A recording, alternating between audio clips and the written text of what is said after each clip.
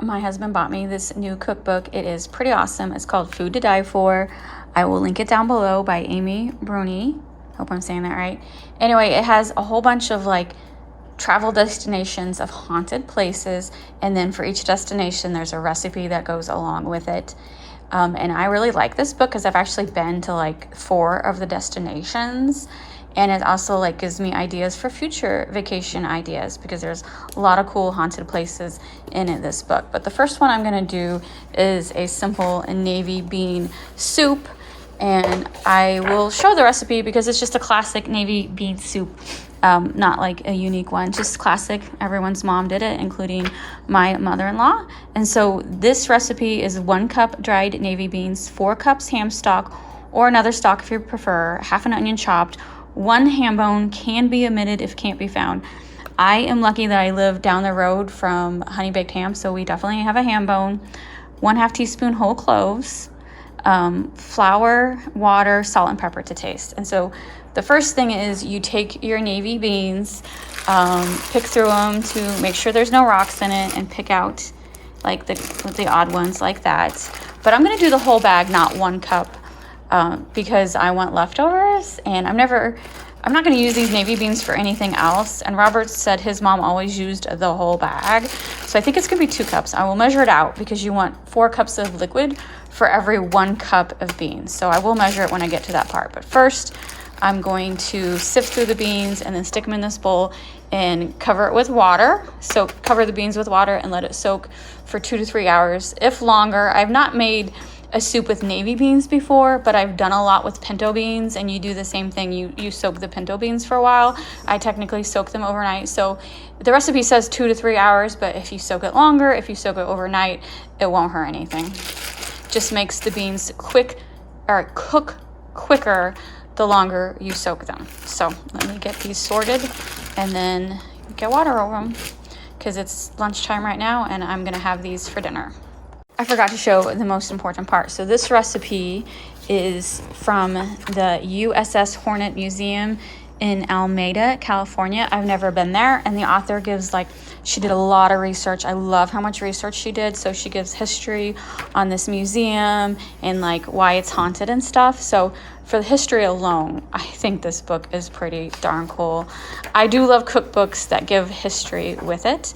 And here is the recipe, and it's talking about the small galley on the USS Hornet, and they used to feed 2,600 men 3 full meals a day, and this is a typical recipe that they would serve. So let me get these started soaking. I am going to measure the beans before I soak them because once they start soaking in water, they will expand. And so they'll take up more than 2 or 3 cups. This is 16 ounces. I'm guesstimating that it's going to be 3 cups, but we will double check. The bag was 2.5 cups of beans. So now I'm just going to sift through it real quick and pick out any ones that look funky or that are split in half. Check for rocks. Everyone, anytime you do any dried beans, everyone's always check for rocks. It's very rare that you'll find a rock, but it's happened. It's happened to me. It definitely happens. So yeah, you want to pick through your beans. Also, when you soak them in water, sometimes bad ones will float to the top. So then I just tend to pick out any beans that are floating. Here are the beans in the water. None were floating, so that's good. And then I'll show you after they've been soaking for a couple hours, and we'll see how much they expand. Like I said, I haven't cooked with navy beans before, but I know when I soak pinto beans, they expand a lot when soaked in water. It's been about 4 hours. Here are the navy beans. You can see they have expanded pretty well. I'm going to drain these beans, and it's going to go into the stock pot.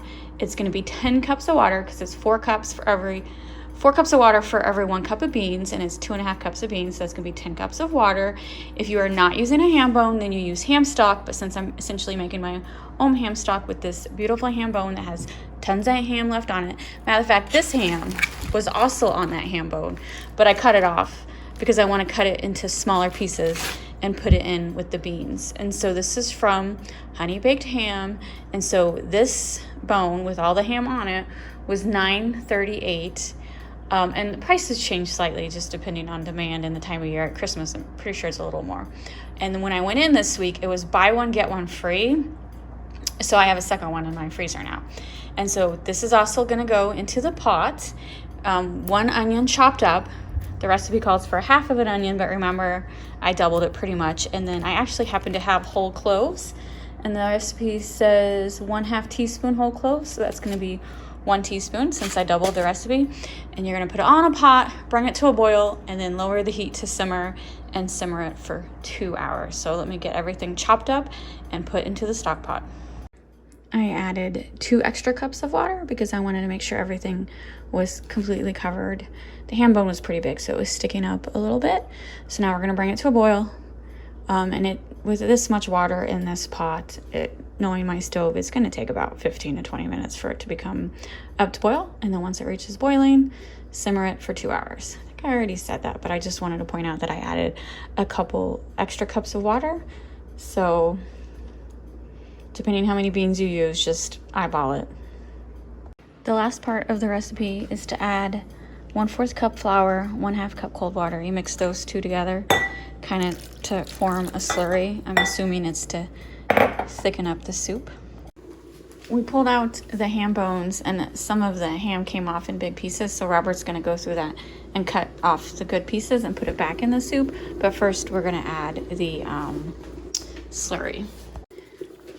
So just that little bit of flour thickened it up really well, so I think it's ready. And then I made cornbread and it's box mix, so it's sunk in the middle, but that's fine, that happens.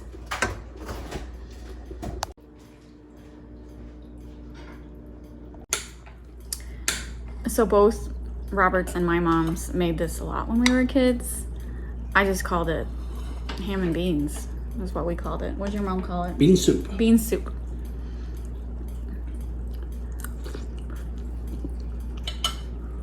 It's very good. So the recipe said salt and pepper to taste at the end. I didn't do that because the ham had enough salt in it. I think it tastes really good. It's really good. And it made extra, so I will just freeze what we don't eat so that we can have it like next month. This is so good. This just makes me think of childhood when I eat it. You like it? I like it. Turned out really good. Pretty basic recipe. It is a little time consuming, but it's one of those things where you just walk away, leave it on the stove, and it turned out really great.